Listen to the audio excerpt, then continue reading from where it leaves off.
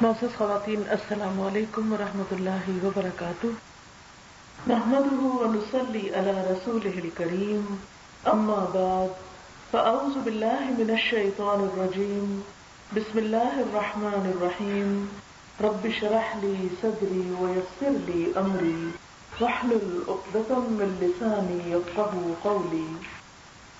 یا ایھا الذین آمنوا قوا انفسکم واہلیکم نارا وقودها الناس والحجارة علیہا ملائکۃ غلاظ شداد لا يعصون اللہ ما امرهم ویفعلون ما یؤمرون۔ یا ایھا الذین کفروا لا تعتذروا اليوم انما تجزون ما کنتم تعملون۔ یا ایھا الذین آمنوا توبوا الی اللہ توبۃ نصوحا عسى ربکم ان یکفر عنکم سیئاتکم ویدخلکم جنات تجری من تحتها الانہار یوم لا یخزی اللہ النبی والذین آمنوا معه نورهم يسعى بين أيديهم وبأيمانهم يقولون ربنا أتمم لنا نورنا واغفر لنا إنك على كل شيء قدير۔ يا أيها النبي جاهد الكفار والمنافقين واغلظ عليهم ومأواهم جهنم وبئس المصير۔ ضرب الله مثلا للذين كفروا امرأة نوح وامرأة لوط كانتا تحت عبدين من عبادنا صالحين فخانتاهما فلم يغنيا عنهما من الله شيئا وقيل ادخلا النار مع الداخلين۔ وضرب الله مثلا للذين آمنوا امرأة فرعون إذ قالت رب ابن لي عندك بيتا في الجنة ونجني من فرعون وعمله ونجني من القوم الظالمين۔ ومريم ابنة عمران التي أحسنت فرجها فنفخنا فيه من روحنا وصدقت بكلمات ربها وكتبه وكانت من القانتين۔ صدق اللہ العظیم۔ شروع کرتی ہوں اللہ کے نام سے جو بے انتہا مہربان نہایت رحم فرمانے والا ہے۔ اے لوگوں جو ایمان لائے ہو، بچاؤ اپنے آپ کو اور اپنے گھر والوں کو آگ سے، وہ آگ جس کا ایندھن انسان اور پتھر ہوں گے، جس پر بہت سخت کی تندخو فرشتے مقرر ہیں، جو اللہ کے حکم کی نافرمانی نہیں کرتے، وہی کرتے ہیں جو حکم دیے جاتے ہیں۔ اے لوگوں جنہوں نے انکار کیا، آج معذرتیں نہ کرو، یقیناً تم تو وہی جزا دیے جا رہے ہو جو کچھ تم عمل کرتے رہے ہو۔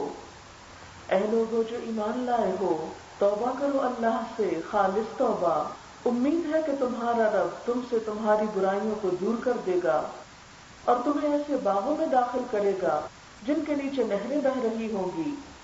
جس دن اللہ نبی صلی اللہ علیہ وسلم کو اور ان لوگوں کو جو آپ کے ساتھ ایمان لائے رسوا نہ کرے گا، ان کا نور ان کے آگے آگے اور ان کی دائیں جانب دوڑ رہا ہوگا۔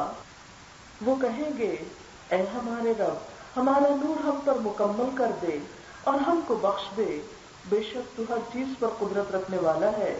اے نبی صلی اللہ علیہ وسلم، کفار اور منافقین سے جہاد کیجیے اور ان پر سختی کیجیے، اور ان کا ٹھکانہ جہنم ہے اور وہ بدترین ٹھکانہ ہے۔ اللہ تعالیٰ ان لوگوں کے لیے جنہوں نے کفر کیا ایک مثال بیان کرتا ہے، نوح علیہ السلام کی بیوی کی اور لوط علیہ السلام کی بیوی کی۔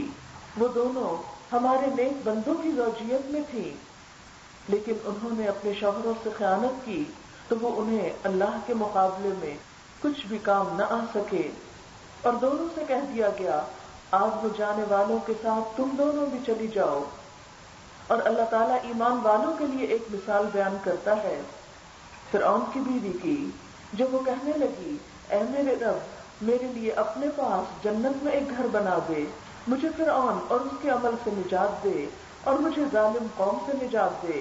اور مریم جو عمران کی بیٹی تھی علیہ السلام، جس نے اپنی شرمگاہ کی حفاظت کی تو ہم نے اس میں اپنی روح سے پھونک دیا، اس نے اپنے رب کے کلمات کی تصدیق کی اور اس کی کتابوں کی، اور وہ فرمانبردار لوگوں میں سے تھی۔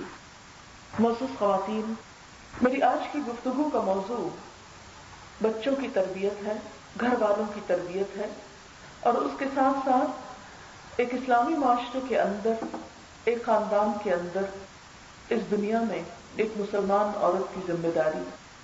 اس وقت میں نے آپ کے سامنے سورۃ التحریم کی آیت نمبر 6 سے 12 تک چند آیات پڑھی ہیں۔ اس میں اللہ تعالیٰ ایمان والوں سے مخاطب ہیں، یا ایھا الذین آمنوا، اے لوگوں جو ایمان لائے ہو۔ وہ کون لوگ ہیں؟ وہ کہاں رہتے ہیں؟ اللہ تعالیٰ کا یہ خطاب کن سے ہے؟ کیا صرف آج سے 1400 سال پہلے کے لوگوں سے، یا ہم سے بھی؟ اگر ہم ایمان لانے والے ہیں تو اللہ تعالیٰ کا یہ خطاب ہم سے بھی ہے، یا ایھا الذین آمنوا، اے لوگوں جو ایمان لا چکے ہو، جو اپنے رب کو مانتے ہو، جو اس کے رسولوں کو مانتے ہو، جو اس کی کتابوں کو مانتے ہو، جو آخرت کے دن کو مانتے ہو، حساب کتاب پر یقین رکھتے ہو۔ یا ایھا الذین آمنوا، اے مان جانے والے لوگو۔ ماننے کے بعد کیا کرو؟ قوا انفسکم، بچاؤ اپنے آپ کو، اور کس کو؟ واہلیکم، اور اپنے بال بچوں کو، اپنے گھر والوں کو۔ کس سے بچاؤ؟ نارن، آگ سے۔ کون سی آگ؟ جہنم کی آگ۔ کیسی آگ؟ وقودها الناس والحجارہ، جس کا ایندھن، جس میں جلنے کی چیز انسان اور پتھر ہوں گے۔ وہ آگ علیہا ملائکۃ، جس پر فرشتے مقرر ہیں کہ آگ میں جانے والوں کو وہاں سے واپس نکلنے نہ دیں۔ وہ فرشتے کیسے فرشتے ہیں؟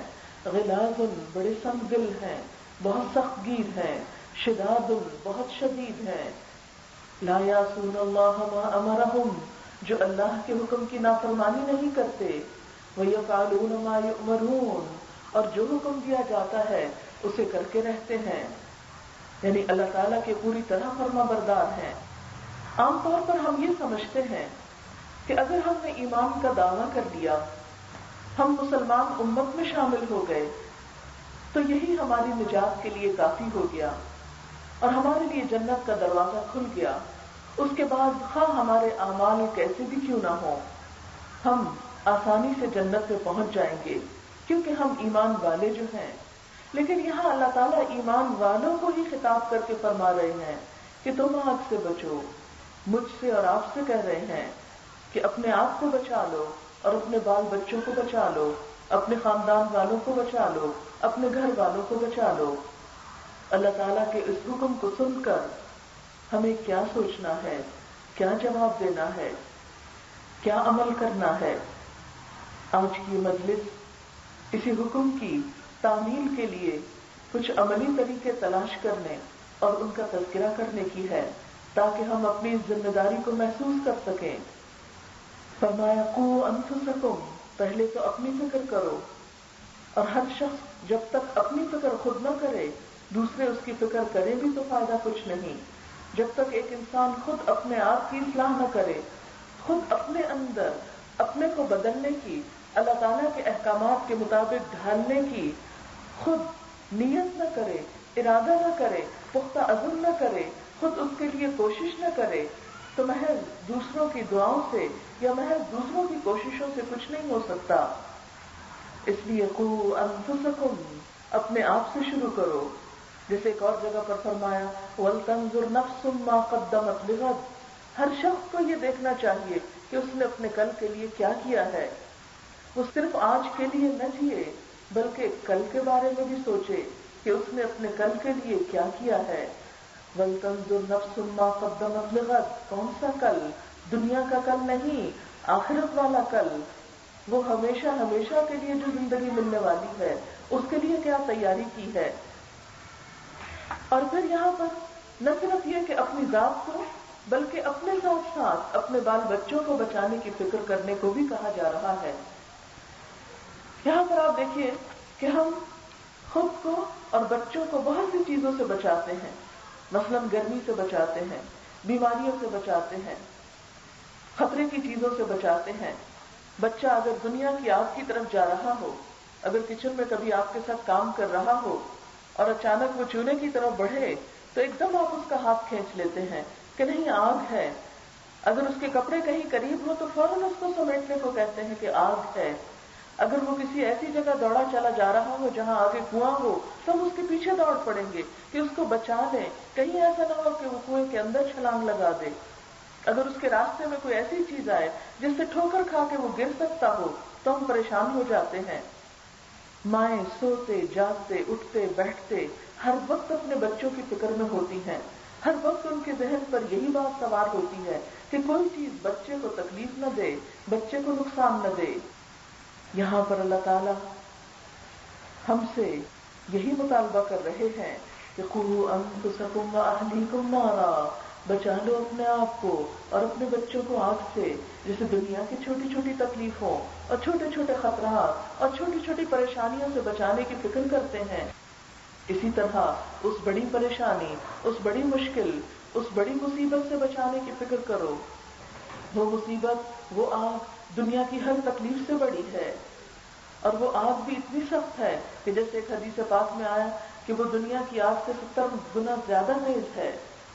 وقودها الناس والحجارہ، جس میں انسان اور پتھر جل رہے ہوں گے، یعنی انسانوں اور پتھروں سے آگ بھڑکائی جائے گی.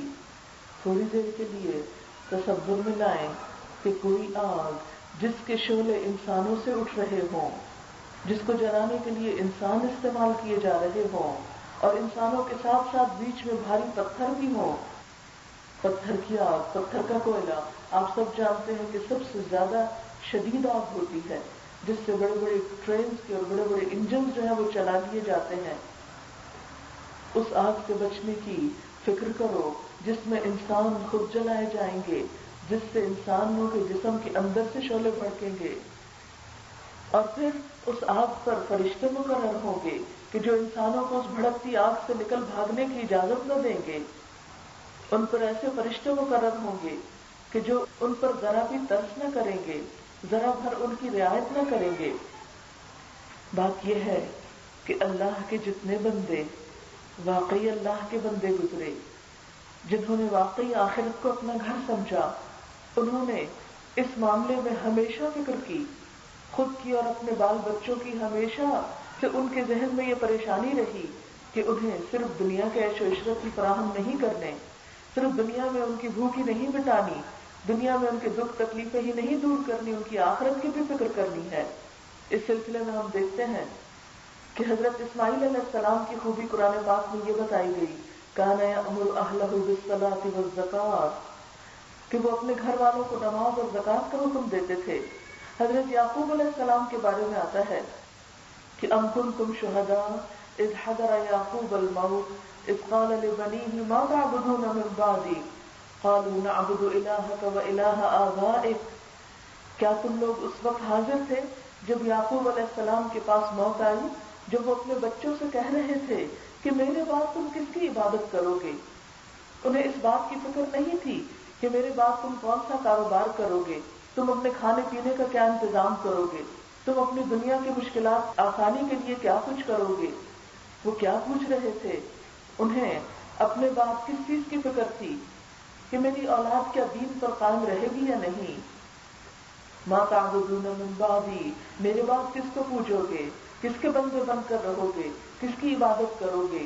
قالوا نعبد الہک، تو بچے کہنے لگے ہم تیرے الہ کی عبادت کریں گے، وَإِلَٰهَ آبَائِكَ، اور تیرے آباء دادا یعنی ابراہیم علیہ السلام اور ان کے الہ کی عبادت کریں گے. الہا واحدا، ایک ہی الہ، وَنَحْنُ لَهُ مُسْلِمُونَ، اور ہم اسی کے فرما بردار ہیں. حضرت ابراہیم علیہ السلام نے، حضرت یعقوب علیہ السلام نے اور اللہ کے جتنے بھی نیک بندے گزرے ہیں، انہوں نے ہمیشہ مرتے وقت اپنی اولادوں کو اسی بات کی وصیت کی کہ ان کے بعد وہ دین سے پھر نہ جائیں. حضرت زکریا علیہ السلام جب اولاد کے لیے دعا کرتے ہیں تو ان کی پریشانی کس بات کی ہوتی ہے؟ وہ بچے کی پیدائش سے پہلے بھی جو دعا مانگتے ہیں وہ کیا ہے؟ رب هب لی من الصالحین، رب هب لی من لدنک ذریۃ طیبہ، کہ اللہ مجھے اپنے پاس سے صالح اولاد عطا کر، مجھے پاکیزہ اولاد عطا کر. اور اس وقت بھی وہ یہی فکر کرتے ہیں کہ اللہ مجھے اولاد دے انی خفت الموالی من ورائی، میں اپنے پیچھے اپنے آل عیال کی فکر کے بارے میں فکر مند ہوں کہ ان کے دین کا ذمہ دار کون ہوگا، ان کے دینی معاملات کو کون سنبھالے گا۔ جو لوگ بھی اس دنیا کے لیے نہیں آخرت کے لیے جیتے ہیں، کل کے لیے جیتے ہیں، کل کو اپنا گھر سمجھتے ہیں، کل کو اپنی منزل سمجھتے ہیں، پھر ہو نہیں سکتا کہ وہ اپنی اولاد کو صرف دنیا کی تعلیم دے، ہو نہیں سکتا وہ صرف اپنی اولاد کو اس دنیا کے لیے تیار کرے۔ وہ لازماً اس فکر میں گھلے جائیں گے کہ ان کی اولاد آخرت کی تیاری کرے، ان کی اولاد ان کے مرنے کے بعد ان کے لیے صدقہ جاریہ بنے۔ حقیقت یہ ہے کہ انسان کے پاس دنیا کی جتنی بھی بہترین نعمتیں ہیں ان میں سے ایک بہترین نعمت اس کی اولاد ہے، کیونکہ اولاد وہ چیز ہے جو مرنے کے بعد انسان کی نشانیوں میں سے ہے، انسان کے آثار میں سے ہے۔ قرآن پاک میں سورۃ یاسین میں اللہ تعالیٰ فرماتے ہیں اِنَّا نَحْنُ نُحْيِي الْمَوْتَىٰ وَنَكْتُبُ مَا قَدَّمُوا وَآثَارَهُمْ وَكُلَّ شَيْءٍ أَحْصَيْنَاهُ فِي إِمَامٍ مُبِينٍ۔ یقیناً ہم مردوں کو زندہ کریں گے اور ہم لکھ رہے ہیں جو کچھ وہ خود آگے بھیج رہے ہیں اور جو ان کے آثار ہیں، وہ آثارہم وکل شیء، اور ہر چیز کو احصیناہ فی امام مبین، ہم نے ایک کھلی کتاب میں شمار کر رکھا ہے۔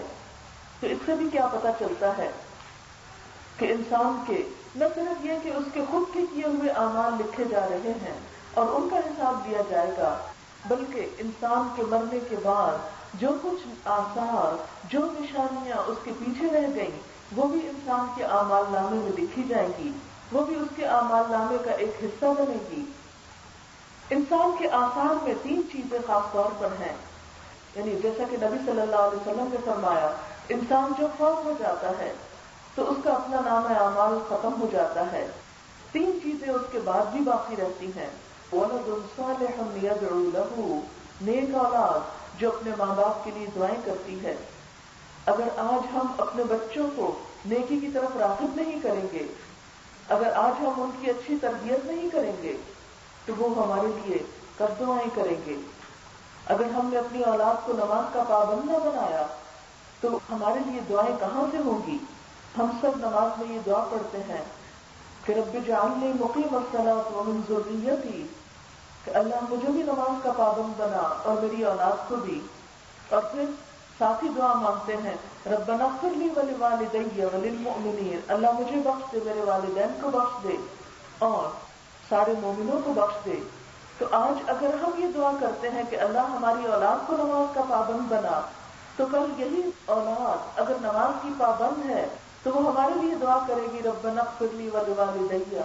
ایسی صورت میں اگر اولاد الگ سے دعا نہ بھی کرے تو نماز کے اندر ہر نماز میں وہ اپنے ماں باپ کو یاد کرے گی۔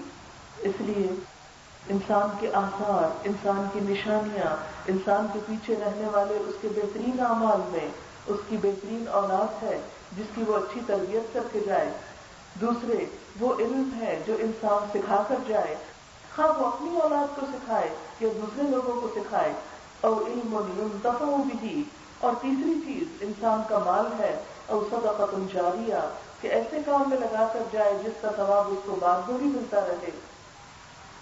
تو یہاں پر اس آیت سے بھی کیا بات پتہ چلتی ہے کہ انسان کو صرف اپنی ذات کی فکر نہیں کرنا بلکہ اپنے ساتھ ساتھ اپنی اولاد کی فکر بھی کرنا ہے۔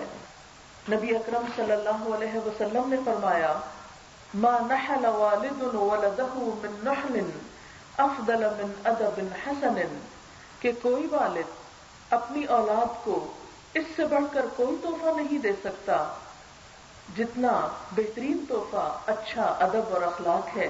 یعنی ماں باپ اپنے اولاد کے لیے سب سے بہترین کمائی جو چھوڑتے ہیں وہ کیا ہے؟ بہترین اخلاق، بہترین ادب آداب جو انہیں زندگی بھر کام آتے ہیں، اور ان کی وہ نیکیاں پھر ماں باپ کے مرنے کے بعد ان کے کام آتی ہیں۔ اسی طرح ایک اور روایت میں نبی صلی اللہ علیہ وسلم نے فرمایا عن جابر بن سمرہ قال قال رسول اللہ صلی اللہ علیہ وسلم لأن يؤدب الرجل ولده خیر من ان يتصدق للسائل، آدمی کے لیے کسی کو خیرات میں ڈھیر سارا مال دینے سے بہتر ہے کہ کہ اپنے بچے کی اچھی تربیت کرنے اور اس کو نیک عادتیں سکھانے میں روپیہ خرچ کرے، یعنی بجائے اس کے کہ انسان مال کمانے کی دھن میں دن رات لگا رہے اور اپنے بچوں کو اگنور کر دے اور پھر وہ مال کما کر صدقہ کرنے جائے، تو اس صدقے سے بہتر کیا چیز ہے کہ انسان اپنے بچوں کو اچھا اخلاق اور اچھا ادب سکھائے۔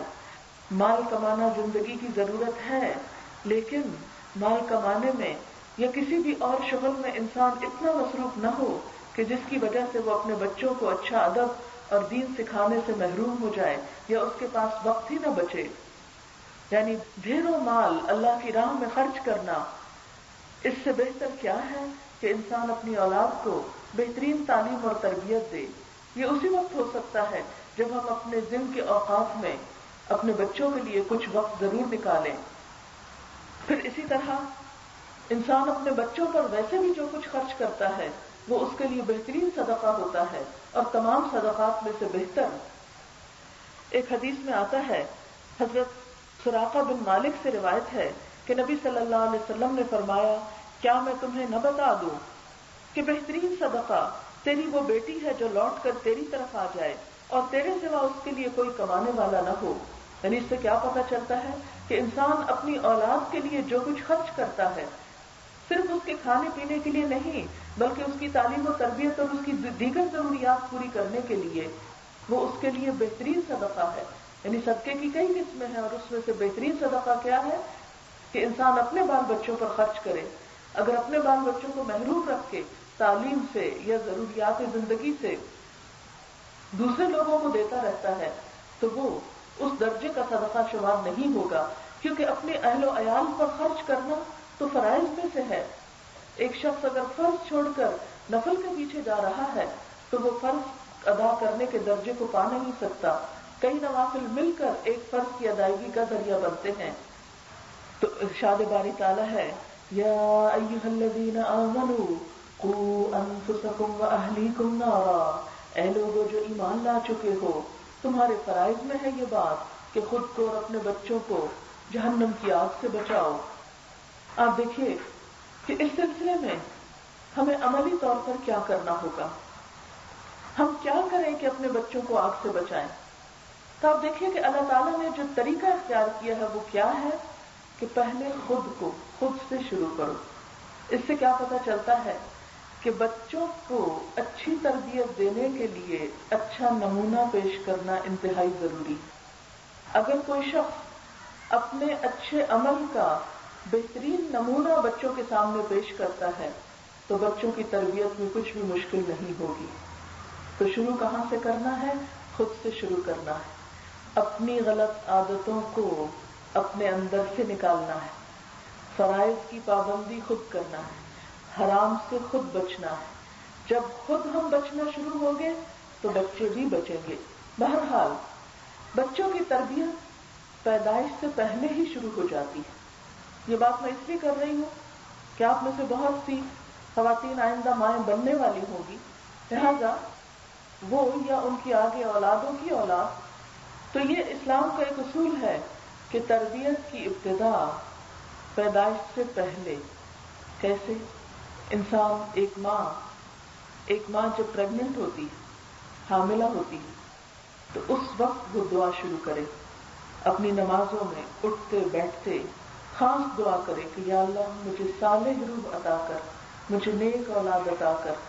وہی دعا جو حضرت زکریا علیہ السلام نے مانگی تھی، رب ہب لی من الصالحین، اللہ صالح لوگوں میں سے کوئی بچہ یا صالح انسانوں میں سے ایک انسان میرے گھر میں پیدا کر دے۔ اسی طرح اس دوران ماں کثرت سے ذکر الہی کرے، یعنی عام دنوں میں بھی کرنا چاہیے لیکن ان دنوں میں خاص طور پر۔ پھر اسی طرح کثرت سے قرآن پاک کی تلاوت اور اپنے آپ کو منفی خیالات سے بچا کر رکھے۔ پیٹ میں جو بچہ ہوتا ہے وہ ماں کے خون پہ پلتا ہے، اور خون جیسا کہ آپ جانتے ہیں کہاں سے پمپ ہوتا ہے؟ دل سے۔ دل خیالات کا مجموعہ ہے۔ اگر دل میں اچھے خیالات ہوں گے تو وہ پورے جسم میں انسان کے اندر ایک پازیٹیو ایٹیٹیوڈ پیدا کریں گے اور وہی رویہ بچے پر بھی اثر انداز ہوگا۔ لہذا اچھے خیالات کے لیے پھر کیا ضروری ہے کہ فرائض کی پابندی کی جائے، ذکر کی کثرت کی جائے، قرآن کی تلاوت کی کثرت کی جائے اور اچھی مجلس میں بیٹھا جائے. ایسے لوگوں کے پاس نہ بیٹھا جائے کہ جو انسان کے اندر شیطانی خیالات اور شیطانی وسوسے پیدا کرتے ہوں. جتنی اچھی ماں کی سوچ ہوگی اتنی اچھی سوچ بچہ لے کر پیدا ہوگا، کیونکہ جو ماں سوچتی ہے وہ بچے پر بھی اثر انداز ہوتا ہے. ماں خوش ہے تو بچہ بھی خوش ہوگا، ماں غمگین ہے تو بچہ بھی غمگین ہوگا. جو کیفیات اس وقت ماں کے اوپر گزرتی ہیں وہی بچے کے اوپر گزر رہی ہوتی ہیں. لہذا ماں اس دوران خاص طور پر اپنے آپ کو اللہ رب العزت کی طرف راغب کرے. بہت سی مائیں پریگننسی کا نام سن کے ہی پریشان ہو جاتی ہیں کہ کیا مصیبت گلے پڑ گئی. کبھی اس کے لیے شوہر کو قصوروار قرار دیتی ہیں، کبھی کسی اور کو، تقدیر کو، اور رونے دھونے میں وہ وقت گزار دیتی ہیں. آپ خود سوچیں کہ جس بچے کی ابتدا ہی ایک نفرت کے ماحول میں ہو رہی ہے اور انوانٹیڈ چائلڈ ہے وہ، اور اس کی اہمیت کا احساس ہی نہیں، تو وہ بچہ جب دنیا میں آئے گا تو وہ کیا کانفیڈنس لے کے آئے گا اور وہ اپنی آپ کو دنیا میں کتنا اہم انسان سمجھے گا کہ واقعی اسے اپنا رول پلے کرنا ہے. یا لہذا جب ایک ماں حاملہ ہو جائے تو وہ اسے اللہ کا فیصلہ سمجھ کر قبول کرے. اب اس کا ہر دن ایک جہاد ہے، اس کا ہر لمحہ ایک نیکی میں گزر رہا ہے. وہ اللہ تعالیٰ کے اس کام کو پورا کر رہی ہے کہ جو تخلیق کا عمل اللہ تعالیٰ نے ماں کے سپرد کیا ہے، وہ فطرت کے مقاصد کی تکمیل کر رہی ہے. لہذا وہ اللہ تعالیٰ کے خاص رحمت کی محتاج ہے اور خاص رحمت تلے ہے. اس لیے اس وقت کو اب پریشانی میں اور کڑھن میں اور جلن میں اور اس کیفیت میں نہیں گزارنا چاہیے. اس دوران عام اچھی کتابوں کا مطالعہ بھی ضروری ہے، لیکن اس کے ساتھ ساتھ خاص طور پر بچوں کی تربیت سے متعلق کتابیں ضرور پڑھیے، تاکہ آنے والے بچے کی تربیت کے لیے آپ کا ذہن صاف صاف بنتا چلا جائے اور اس کو زیادہ بہتر طور پر آپ ایکسپٹ کر سکیں. بہرحال جن کا یہ وقت گزر چکا سو گزر چکا. اب ولادت کا مرحلہ آتا ہے. ولادت کے مرحلے میں اس سے پہلے ہی جیسے حضرت مریم علیہ السلام کی والدہ نے دعا مانگی تھی کہ انی اعیذھا بک وذریتھا من الشیطان الرجیم، کہ اللہ میں اس کو اور اس کی اولاد کو شیطان مردود سے بچا کر تیری پناہ میں دیتی ہوں. تو ولادت کا جب مرحلہ قریب ہو تو کثرت سے یہ دعا بھی پڑھیں، آیت الکرسی پڑھیں، تاکہ بچہ جو دنیا میں آ رہا ہو وہ شیطان کے شر سے محفوظ رہے. نبی صلی اللہ علیہ وسلم نے فرمایا کہ ہر بچے کو شیطان پیدا ہوتے ہی ٹھوکا لگاتا ہے، اس کے لیے اللہ کا نام لیا جانا چاہیے. پھر اسی طرح اچھے انسان سے اس کو گھٹی دلوانی چاہیے، کیونکہ پہلے پہلے ہاتھ جو اس کے منہ میں لگتے ہیں ان ہاتھوں کے اثرات ہوتے ہیں. لوگ نبی صلی اللہ علیہ وسلم کے پاس بعض اوقات اپنے بچے لاتے تھے کہ آپ پہلی خوراک ان کو دیں. پھر اسی طرح 7ویں دن بچے کا نام بھی رکھا جائے، اچھا نام ہو. آج کل انوکھے ناموں کے شوق میں ہم بے معنی نام بعض اوقات رکھنا شروع کر دیتے ہیں. اس سے بچنے کی کوشش کرنی چاہیے. نام وہ رکھیں کہ جس کا کوئی اچھا معنی ہو، کیونکہ نام بھی شخصیت کے اوپر اثر انداز ہوتا ہے. ایک بچہ سب سے زیادہ جو سنتا ہے وہ اپنا نام ہی سنتا ہے. اگر اس نام کا مطلب ہی اچھا نہیں یا وہ نام بے معنی سا ہے تو وہ اس کی شخصیت کے اوپر کیا اثر ڈالے گا. پھر اسی طرح یہ کہ اس کا عقیقہ کیا جائے، اس کے بال حجامت کر کے اس کا صدقہ دیا جائے. پھر اس کے ساتھ ساتھ یہ کہ بچہ جب ماں کی گود میں ہو، دودھ پلا رہی ہو ماں اس کو، اس وقت بھی ذکر کرے، اس وقت بھی قرآن پڑھے. اگر خود پڑھنا ممکن نہ ہو، اتنا نہ آتا ہو، تو قرآن پاک کی تلاوت کی کوئی بھی کیسٹ ہلکی آواز میں اگر آپ لگا دیں تو آپ دیکھیں گے کہ بچہ اس کے ساتھ ٹیون ہو جائے گا. اور جب کبھی آپ کو پھر روئے یا ستائے، آپ فوراً قرآن پاک کی کیسٹ آن کریں، آپ دیکھیں گے کہ ایک دم اس کے اندر تبدیلی آنا شروع ہوگی. اسی طرح تکبیرات یا اللہ کے ذکر کے مختلف اچھے کیسٹ جو ہیں وہ گھر میں رکھیں اور بچوں کو شروع سے ہی ان کا عادی کریں. آج کل کے دور میں جہاں بہت سی خرافات عام ہیں، یہ دیکھا گیا ہے کہ کچھ مائیں اپنے بچوں کو ویڈیو لگا کر اس کے سامنے بٹھا دیتی ہیں. بالکل چھوٹے چھوٹے بچے جو بھی بیٹھنے کے قابل نہیں، ان کو اس کے ساتھ بہلا کر خود اپنے کام کرتی رہتی ہیں. یہ بچے کے اوپر، ایک معصوم ذہن کے اوپر ایک ظلم ہے. اس سے بچنے کی کوشش کرنی چاہیے. بلکہ موسیقی کی آوازیں گھر میں نہ ہی بلند ہو تو بہتر ہے، کیونکہ جہاں موسیقی ہوتی ہے وہاں لازمی طور پر شیطان ہوتا ہے، اور جہاں شیطان ہوتا ہے وہاں پھر بچوں کی تربیت کیا ہو سکتی ہے۔ لیکن اس موسیقی سے بچنے کے لیے اور ان چیزوں سے بچنے کے لیے ظاہر ہے کہ ماں کو خود کچھ وقت نکالنا پڑے گا اور بچے کی ساتھ ساتھ تربیت کرنا ہوگی۔ جو بچہ بڑا ہو اس کو زبان پر پہلا لفظ جو سکھائے وہ اللہ ہو، پھر اسی طرح جب کچھ اور بولنے کے قابل ہو تو کلمہ سکھائے، پھر اسی طرح سورۃ الفرقان کی دوسری آیت، نبی صلی اللہ علیہ وسلم کا طریقہ یہ تھا کہ جب آپ کے خاندان کا کوئی بچہ بولنے کی عمر کو پہنچتا تو وہ یہ آیت خاص طور پر بچوں کو پڑھایا کرتے تھے، یعنی زبانی یاد کرا دیتے تھے۔ اور اس آیت کے اندر چونکہ اللہ تعالیٰ کی توحید کا ذکر ہے، اور یہ آیت ہے الذی لہ ملک السماوات والارض ولم یتخذ ولدا ولم یکن لہ شریک فی الملک وخلق کل شیء فقدرہ تقدیرا، یہ آیت آپ صلی اللہ علیہ وسلم بچوں کو زبانی یاد کرا دیا کرتے تھے۔ یہ اللہ تعالیٰ کا ایک بہترین تعارف ہے۔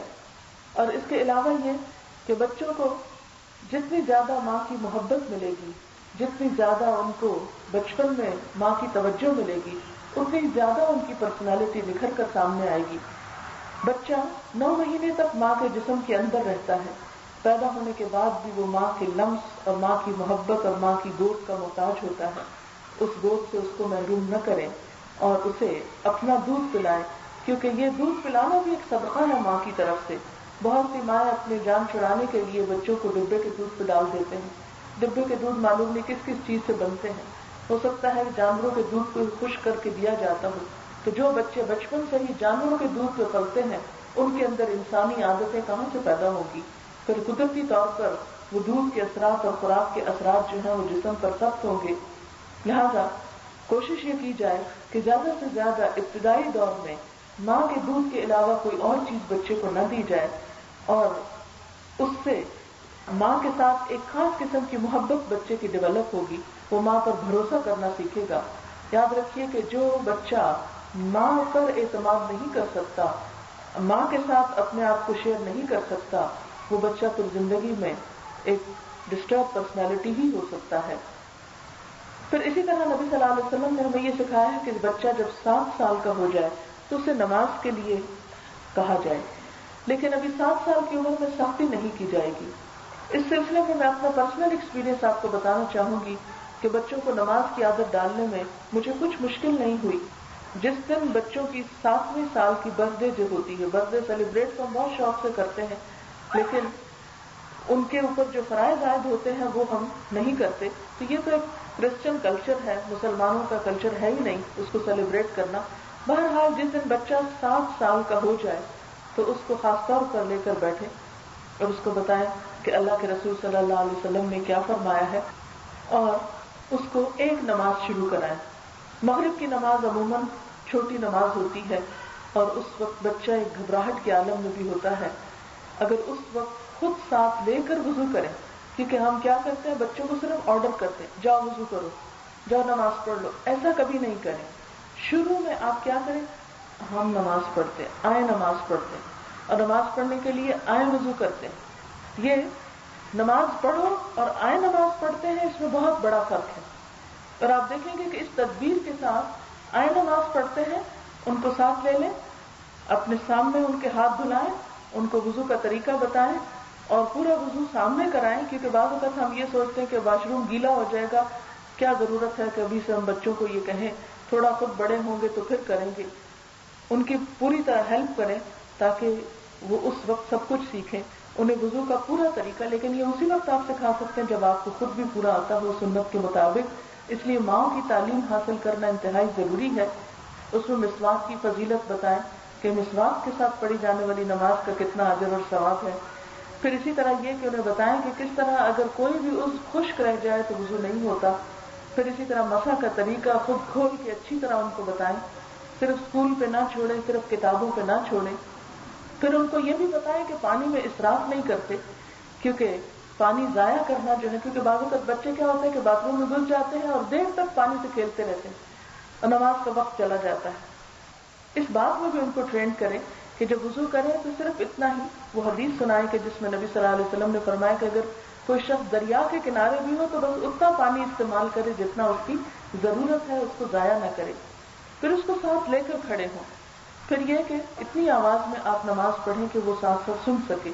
لیکن 7 سال کی عمر تک پہنچنے میں آپ اس کو وقتاً فوقتاً نماز کے اندر جو کچھ پڑھا جاتا ہے اس کو یاد بھی کرا لیں. اور ویسے بھی آپ دیکھیں گے کہ اگر آپ خود نماز کی پابند ہیں تو وہ آپ کو دیکھتے دیکھتے کبھی آ کے ساتھ سجدہ کرے گا، کبھی رکوع کرے گا، کبھی لیٹ جائے گا. تو ایسے میں بچوں کو کبھی بھی ہٹائے نہیں اپنے آپ سے. بہت سی مائیں بچوں کو نماز کے وقت الگ چھوڑ دیتی ہیں، یا کسی کو کہتی ہیں ان کو پکڑ لو، یا ہم دوسرے لوگ بھی آس پاس کے ماں کے پاس بچہ جانے لگے تو چھیننے لگتے ہیں، پکڑنے لگتے ہیں، نہیں نہیں ماں نماز پڑھ رہی. اس سے بچے کے اندر خوف پیدا ہو جاتا ہے. نبی صلی اللہ علیہ وسلم حضرت حسن اور حسین کو نماز کی حالت میں پیٹھ سے اتارتے نہیں تھے جب تک کہ وہ خود نہ اتر جاتے، اور سجدے سے سر نہیں اٹھاتے تھے جب تک کہ بچے اتر نہیں جاتے تھے. آپ کی نمازی امامہ کے بارے میں آتا ہے کہ آپ صلی اللہ علیہ وسلم اس کو اٹھا کر نماز پڑھتے تھے بعض اوقات، اور جب نیچے سجدے کے جاتے تو بٹھا دیتے، اور جب کھڑے ہوتے تو پھر اپنے کندھے پر اٹھا لیتے. یہ آپ صلی اللہ علیہ وسلم نے ہمیں نمونہ پیش کیا کہ نماز کی حالت میں اس طرح کیا جا سکتا ہے. حتیٰ کہ جب کسی بچے کے رونے کی آواز سنتے تو آپ نماز مختصر کر لیتے. یہ چھوٹے چھوٹے ٹپس ہمیں بتائے گئے کہ جب بچہ ماں کی طرف آ رہا نماز میں تو اس کو دھکیلے مت، اس کو ایک دم پیچھے کو پش نہیں کرے، بلکہ اگر وہ چمٹنا چاہتا ہے تو چمٹا لے، اٹھانا کو کہتا ہے تو اٹھا لے. اس سے نماز میں کوئی خلل نہیں آئے گا. اسی طرح اس کو اگر کوئی اور کھینچ رہا ہو تو اس کو مت کھینچنے دیں. پھر اسی طرح یہ ہے کہ اگر آپ کے بڑی لمبی نماز کو دل چاہ رہا ہے، مثلا آپ تہجد پہ کھڑے ہیں یا کسی بھی وقت، اور آپ دیکھتے ہیں کہ بچہ اٹھ گیا اور رونا شروع ہو گیا، تو آپ مختصر کر لیں نماز. یہ بھی نبی صلی اللہ علیہ وسلم کی سنت ہے. اور اس سے کیا ہوگا کہ بچوں کے دل میں نماز کا خوف نہیں پیدا ہوگا، وہ نماز سے محبت کریں گے. کیونکہ ہوتا یہ ہے کہ کافی دیر تک جب ماں چپ کر جاتی ہے، بولتی نہیں، وہ اماں اماں کر رہا ہے اور ماں جواب نہیں دے رہی، تو اس میں کیا ہے کہ بچہ حیبت زدہ ہو جاتا ہے. بچے کا دل بہت چھوٹا ہوتا ہے، اس کو ماں کا رسپانس چاہیے. اس لیے اس وقت بھی مثلاً اگر آپ اماں کا جواب ہاں یا جی میں نہیں بھی دے سکتے تو جو آپ پڑھ رہے ہیں اس کو ذرا سا لاؤڈلی پڑھ لیں، تاکہ بچے کو یہ ہو کہ ہماری ماں کو کچھ ہوا نہیں ہے، وہ زندہ ہے یا وہ جواب دے رہی ہے. اگرچہ آپ اس کی زبان میں جواب نہیں دیں لیکن کچھ نہ کچھ اس کو اپنی پریزنس جو ہے وہ فیل کروائیں. پھر اسی طرح یہ ہے کہ اس کو پڑھانے لگے تو ایک نماز سے شروع کریں، فرض سے شروع کر لیں. پھر اس کے بعد کچھ دن کے بعد جب آپ دیکھیں کہ مغرب میں وہ خود آنا شروع ہو گیا، اس کو یاد آ گیا کہ مجھے نماز پڑھنی ہے، تو ساتھ عصر شروع کر لیں. پھر اس کے بعد یہ ہے کہ ساتھ ظہر شروع کر لیں، اور ابھی صرف فرض پر رہیں. پھر کچھ عرصے کے بعد آپ عشاء شروع کر لیں، پھر فجر شروع کر لیں. فجر میں آپ 10 سال تک یہ کر سکتے ہیں کہ اگر راتیں بہت چھوٹی اور بچہ ٹائم پہ نہیں بھی اٹھ سکتا تو جس وقت اٹھتا ہے اس کو ساتھ کھڑا کر لیں. لیکن جب 10 سال کا بچہ ہو جائے تو آپ دیکھیں 7 سے لے کر 10 سال تک 3 سال ہوتے ہیں. یہ گریجولی اور سلولی بچے کو ساتھ لے کر چلنے میں بہت مددگار ہوتے ہیں. ایک کے بعد ایک نماز، اور صرف فرض فجر کی سنتیں بھی ساتھ رکھیں، اور آپ دیکھیں گے کہ 10 سال تک ان کے اندر نماز کی عادت پڑ چکی ہوگی.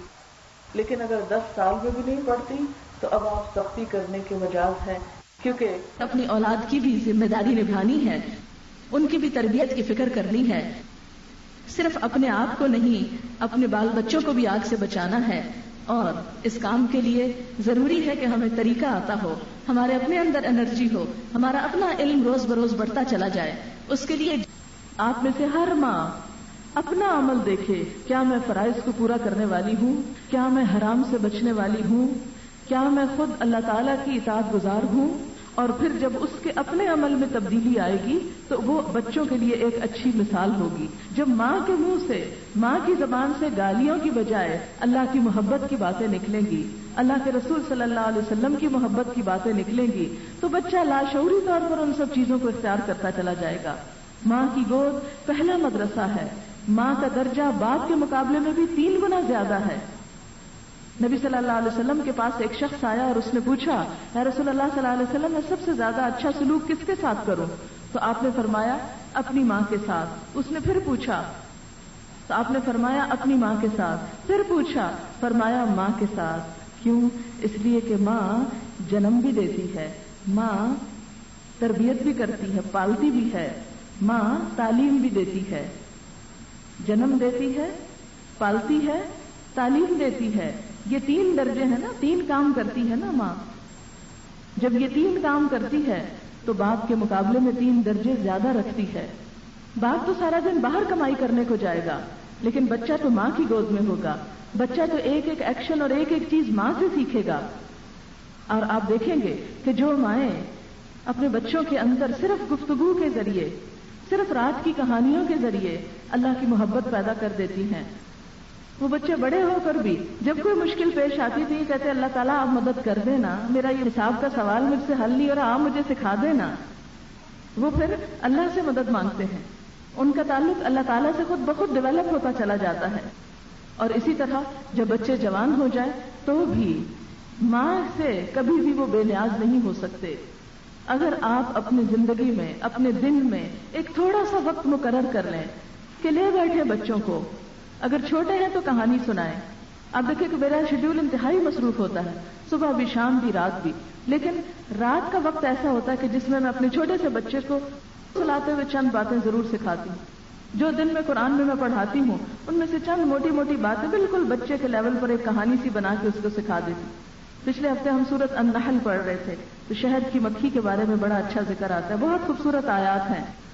तो 2-3 दिन मैंने शहद की मक्खी की कहानी कि वो कैसे उड़ती है, कैसे रस चूसती है, कैसे शहद बनाती है, कितने फूलों का रस चाहिए होता है, मक्खी की उम्र कितनी है और क्वीन मक्खी कितने अंडे देती है। अब आप देखें कि ये छोटी छोटी बातें। फिर इसी तरह चिड़िया की कहानी, चिड़िया कैसे उड़ती है, हम क्यों नहीं उड़ सकते। पुराने बात में आता है ना कि तुमने देखा नहीं इन परिंदों को किस तरह हवा ने इन्हें थाम रखा है, इन्हें अल्लाह के सिवा कौन थामे हुए है। अब ये परिंदे उड़ते सबको नजर आते हैं, इसमें हमें हमारा रब क्यों नहीं नजर आता? इसलिए नहीं नजर आता कि हमने कभी इस तरह सोचा नहीं। तो अपने बच्चों को ऐसी सोच दें, लेकिन आप सोच कहां से देंगे? उसी वक्त देंगे ना जब आपके पास सोच होगी। आप कहीं से ले रहे होंगे, आपका खजाना भरा हुआ होगा।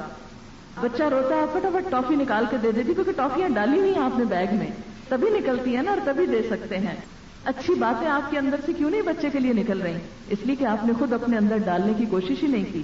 कभी हुआ किसी दर्स पे चले गए नहीं, कभी कभार की बात नहीं, ये रेगुलर बेसिस पे अपना प्रोग्राम बनाएं और रोज कुरान में से कुछ सुने, कुछ पढ़ें और फिर उन छोटी छोटी बातों को बच्चों को सिर्फ कहानी के अंदाज में बताते चले जाएं। और फिर आप देखेंगे कि आप मेरे छोटे बच्चे से पूछ लें कि चिड़िया कैसे घोंसला बनाती है, कैसे अंडे देती है, फिर उसमें से बच्चे कैसे निकल आते हैं, कितने दिन के बाद निकलते हैं, ये उसको पता होगा। हालांकि उसने कोई किताब नहीं पढ़ी, उसने स्कूल में नहीं पढ़ा, लेकिन ये छोटी छोटी बातें सिर्फ कहानियों के अंदाज में बच्चे बहुत कुछ सीख जाते हैं। 3 साल में बच्चे की पर्सनैलिटी डेवलप हो चुकी होती, उसके अंदर ढेरों मालूमात स्टोर हो चुकी होती। आप क्यों उसको डमी बनाकर टेलीविजन के आगे बिठाए हुए हैं? क्यों उसको कार्टून दिखा दिखा के उसका दिमाग खराब कर दिया कि वो भी एक कार्टून ही बन चुका? क्या हमारी तफरीह का जरिया सिर्फ ये मस्ख शक्लें हैं? मस्ख शक्लें यानी हम किस में तफरीह ढूंढ रहे हैं? हम बच्चे को खिलाना चाहते हैं, हम बच्चे से जान छुड़ाना चाहते हैं, बस उसको उस आले के आगे जा बिठाते हैं। हमारी बजाय वो टेलीविजन हमारे बच्चों की तरबियत कर रहा है। और फिर क़यामत के दिन आपको मां होने का अजर कहां से मिलेगा? आप वो रुतबा और वो मकाम के जिसमें कहा गया जन्नत मां के कदमों के नीचे है, वो आपके कदमों के नीचे से जन्नत कैसे फूटेगी? अगर आपने बच्चा टेलीविजन के हवाले कर रखा है कि वो उठते बैठते चलते फिरते सोते जागते बस उसी के साथ अटैच्ड है, इसलिए कि बच्चे को मोहब्बत चाहिए होती है ना, केयर चाहिए होती है। जब उसे मां से नहीं टेलीविजन से मिल रही है तो उसकी सारी तवज्जो टेलीविजन ही होगा, उसकी सारी मोहब्बत उसी के साथ होगी, उसकी सारी दिलचस्पी उसी के अंदर होगी। मां के साथ भला क्यों होगी? मां से क्या मिला उसको? मां ने तो खुद पालने में भी पूरा किरदार अदा न किया, उसे नौकरों के हवाले कर दिया। तो ठीक है, आपकी मसरूफियात हो सकती हैं, आपकी और जिम्मेदारियां हो सकती हैं, आप बीमार हो सकती हैं, सब कुछ अपनी जगह है, लेकिन खुदा के लिए जिस तरह एक मुर्गी अपने परों के नीचे बच्चों को ले बैठती है, यानी उन परों के नीचे उनको प्रोटेक्ट करती है थोड़ी देर के लिए। आप देखें सारा दिन नहीं परों के नीचे रखती, सारा दिन हो भी नहीं सकता, वो उनको लेके दाना दुनका खिला रही होती। देखिए एक जानवर अपने बच्चों को सिखा रहा है खाना कैसे, मां नहीं सिखा रही। मुर्गी उनके अंदर आपस में मोहब्बत और प्यार पैदा कर रही है, उनको साथ साथ लिए फिर रही, इकट्ठा किए हुए। हमारे बच्चे बिखरे हुए हैं, ان کو ہم ایک ٹیبل پہ ایک جگہ ایک اکٹھا کر ہی نہیں پا رہے. کیوں؟ اس لیے کہ ہماری دلچسپی کچھ ہے، بچوں کی کچھ اور ہے، اور انڈیویجولزم کا زمانہ ہے، ہر ایک اپنی دلچسپی پہ چلے. نہیں، ہمیں وہ فرض ادا کرنا ہے کہ جو امت کی ماؤں نے کیا. اور صحابیات کے واقعات آپ اپنے لیے بھی پڑھیں. آپ سب اپنے لیے صحابیات کے کہانیاں زندگی میں ایک دفعہ ضرور پڑھ لیں کہ ان لوگوں نے کس طرح اپنے بچوں کی تربیت کی. کیونکہ ایک لیکچر میں تو میں سب کچھ کر نہیں سکتی، صرف چند ایک آپ کو مشورے دے سکتی ہوں، چند ایک باتیں بتا سکتی ہوں کہ جن پہ آپ چل کے آگے جا کے اپنے بچوں کو کچھ سکھا سکیں. اپنے بچوں کے لیے اچھا لٹریچر، اچھی کہانیاں، اچھی سٹوری بکس. آپ دیکھیں فیروز سنز نے بھی کچھ چھاپی ہیں، ادارہ بطول نے چھاپی ہیں، ادارہ حسنات نے چھاپی ہیں، دعوی اکیڈمی نے چھاپی ہیں، اور کچھ اداروں نے. اچھی کیسٹس ان کو سنائیں کہ جس میں کہانیاں ہوں، بچوں کی کہانیاں. بہت سی ایسی کیسٹس اویلیبل ہیں، اچھی پوئمز اویلیبل ہیں، وہ ان کو سنائیں. بہت سی مائیں شکایت کرتی ہیں کہ بچے میوزک نہیں چھوڑتے. آپ نے میوزک کا الٹرنیٹ دیا کیا ہے بچوں کو جب کچھ اور مارکیٹ میں اویلیبل نہیں؟ بہرحال چونکہ یہ معاملہ ایسا نہیں کہ ہم اس کو اگنور کر دیں، ہم سے چونکہ پوچھا جانا ہے، اس لیے ہمیں اس پر توجہ دینے کی ضرورت ہے. اور پھر سب سے بڑی بات یہ کہ اگر آپ ان کو زبانی تعلیم نہیں بھی دے رہے تو ایک ماحول دیں. ایک اچھا ماحول جو ہے وہ ایک بہترین نشو و نما کے لیے خود بخود مدد کرتا ہے. آپ دیکھیں کہ جب بچے چھوٹے ہوتے ہیں، مائیں اگر درس پہ جاتی ہیں تو عموماً بچوں کو چھوڑ دیتی ہیں کہ ہائی شور کریں گے، ٹربل کریں گے. ٹھیک ہے، اگر آپ کی کوئی ایسی ذمہ داری ہے کہ جس میں آپ کو کام کرنا ہے تو بچہ اگنور ہو سکتا ہے. لیکن عموماً کیا ہوتا ہے کہ اگر بچے ایسی مجلسوں میں شروع سے جانے لگے تو ان کے لیے یہ سب کچھ اجنبی نہیں رہتا. آپ نے حضور صلی اللہ علیہ وسلم کی وہ حدیث سنی ہوگی کہ جس میں آتا ہے کہ آپ صلی اللہ علیہ وسلم بعض اوقات نماز کم کر دیتے تھے، چھوٹی کر دیتے تھے کہ کوئی بچے کے رونے کی آواز آ جاتی تھی. آپ ماں کو اذیت نہ دیتے تھے. اب آپ خود سوچیں کہ بچے کی شور کی وجہ سے، بچے کے رونے کی وجہ سے آپ نے یہ نہیں کیا کہ بچوں کو مت لاؤ، یہ نہیں کہا کہ عورتیں مت آئیں، بلکہ کیا کیا؟ اپنی نماز چھوٹی کر دی. آپ سوچیں کہ صحابہ کرام کی کیا خواہش ہوگی کہ ایک ایک نماز نبی صلی اللہ علیہ وسلم کے ساتھ کتنی کتنی لمبی ہو، لیکن آپ نہ بچوں کو محروم کرتے تھے اور نہ ماؤں کو محروم کرتے تھے. لیکن وہ بچے بھی آہستہ آہستہ یوز ٹو ہو جاتے تھے، عادی ہو جاتے تھے عبادت گاہوں میں جانے کے لیے، دین کی مجلسوں میں جانے کے لیے. ان کے اندر بھی پھر ایک شوق آئے گا. پھر آپ دیکھیں کہ جب اپنے بچوں کو آپ اچھی کمپنی دیں گے، اچھے دوست دیں گے تو آپ کی بہت بڑی ذمہ داری دور ہو جائے گی، ختم ہو جائے گی. لیکن اگر اس کے پاس اچھی کمپنی نہیں تو آپ دیکھیں گے کہ گھر کی ساری تعلیم اس کے اوپر بیکار ہو جائے گی. کوئی ماں یہ نہیں کر سکتی کہ 24 گھنٹے اپنے بچے کو اپنی آنکھ کے سامنے رکھے، اپنی نظر کے سامنے رکھے، یا ہر وقت اس کو لیکچر پہ لاتی رہے، یا ہر وقت اس کے ہاتھ پکڑ کے اس کو اچھا برا سکھاتی رہے. لیکن ایک اچھا ماحول دینا، اچھی تعلیم کے لیے تھوڑا سا وقت نکالنا، اچھا عملی نمونہ اس کے سامنے پیش کرنا، یہ ساری چیزیں مل کر مددگار ہوتی ہیں. اور جب تک ان ساری چیزوں پہ ہم توجہ نہیں دیں گے اس وقت تک مسئلہ حل نہیں ہوتا. تو ہمیں پھر کیا کرنا ہے؟ جیسے کہ اللہ تعالیٰ نے فرمایا قوا انفسکم، اپنے آپ کو بچانا ہے. یعنی خود اپنی دینی تعلیم و تربیت کا اہتمام کرنا ہے، اپنے لیے اچھی کمپنی، اچھی صحبت، اچھے دوست تلاش کرنے ہیں تاکہ ہمارے ایمان کا لیول بڑھے. جب ہمارا ایمان بڑھے گا تو قدرتی طور پر ہمارے سے بچوں میں انرجی ٹرانسفر ہوگی، بچوں کو ایک اچھا ماحول ملے گا، بچوں کو اچھی بات سننے کو ملے گی، اور اس طرح نسلیں ایک ایمان کے سائے تلے پروان چڑھتی چلی جائیں گی. پھر فرمایا یا ایھا الذین کفروا لا تعتذروا اليوم، اے لوگوں جنہوں نے کفر کیا آج معذرتیں پیش نہ کرو. انما تجزون ما کنتم تعملون، تمہیں وہی بدلہ دیا جا رہا ہے جو تم عمل کرتے رہے ہو. یہاں پہلے تو اہل ایمان سے خطاب ہے اور پھر انکار کرنے والوں سے خطاب ہے کہ جو لوگ نہیں کرتے وہ ہمیشہ اپنے لیے بہانوں کی ایک لمبی لسٹ رکھتے ہیں. ایسی وجہ تھی، یہ مجبوری تھی، وہ مشکل تھی، یہ پریشانی تھی. آپ دیکھیں کہ جب کسی دینی مجلس میں جانے کا وقت ہوتا ہے تو کبھی ہمیں کوئی کام یاد آ جاتا ہے، کبھی مہمان یاد آ جاتے ہیں، کبھی کوئی اور مجبوری. لیکن جب کسی شادی پہ جانا ہوتا ہے، کسی فوتگی پہ جانا ہوتا ہے، کسی اپنی سوشل ضرورت کے لیے جانا ہوتا ہے، بازار جانا ہوتا ہے، ہاسپٹل جانا ہوتا ہے، تو آپ دیکھیں کہ خواہ گھر میں مہمان بیٹھے ہوں، خواہ کچھ بھی ہو، ہم اپنے وہ ساری ذمہ داریاں پوری کر کے آتے ہیں. ہم کہتے ہیں جی ہماری سوشل رسپانسبلٹیز ہیں، لیکن کیا دین سوشل رسپانسبلٹی سے بھی کم درجے کی چیز ہے کہ اس کے لیے ہمارے پاس وقت کوئی نہیں؟ ہم اپنی معاشرتی ذمہ داریوں کو بھی اسی وقت زیادہ اچھے طریقے سے پورا کر سکتے ہیں کہ جب ہم اپنے اندر بہترین ایمان کا درجہ پائیں گے، اللہ رسول کی محبت اپنے اندر پائیں گے صلی اللہ علیہ وسلم. اگر ان کی محبت ہمارے اندر ہوگی تو ہم ہر کام اللہ کی خاطر کریں گے اور پھر اس کام پر اجر بھی پائیں گے انشاءاللہ. لیکن جب انسان کے سامنے اللہ کی ذات نہیں ہوتی، وہ جو کام بھی کرتا ہے دکھاوے کے لیے، وہ کام یا کسی پہ احسان جتانے کے لیے یا اپنے کسی مفاد کے لیے. لیکن جب اللہ کی ذات بزرگ و برتر بیچ میں آ جاتی ہے تو پھر نہ وہ کسی پہ کوئی اچھا کر کے احسان جتاتا ہے اور نہ ہی وہ کسی کے ساتھ اچھا اس لیے کرتا ہے کہ اس میں اس کا کیا مفاد ہے، اسے کیا مل رہا ہے، اسے کیا حاصل ہو رہا ہے. وہ تو کیا چاہتا ہے کہ اس کا رب راضی ہو جائے، اور اللہ تعالیٰ بھی وَلَسَوْفَ يَرْضَىٰ، وہ بھی اس سے راضی ہو جائے گا. جب ہم اس کی رضا کی فکر کریں گے تو وہ ہمیں راضی کرے گا.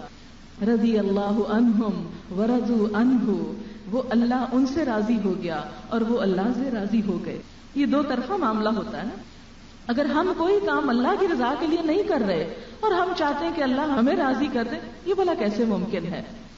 اگر کوئی شخص یہ دیکھنا چاہے اللہ تعالیٰ کی نگاہ میں اس کا مقام کیا ہے، یعنی میرا مقام اللہ کی نگاہ میں کیا ہے، تو مجھے یہ دیکھنا چاہیے میرے دل میں اللہ کا کیا مقام ہے، میں اللہ کی بات کو کتنی اہمیت دیتی ہوں، میں اس کو کتنا یاد کرتی ہوں. کیونکہ اللہ تعالیٰ کا فرمان ہے نا، فاذکرونی اذکرکم واشکروا لی ولا تکفرونی، مجھے یاد کرو میں تمہیں یاد کروں گا.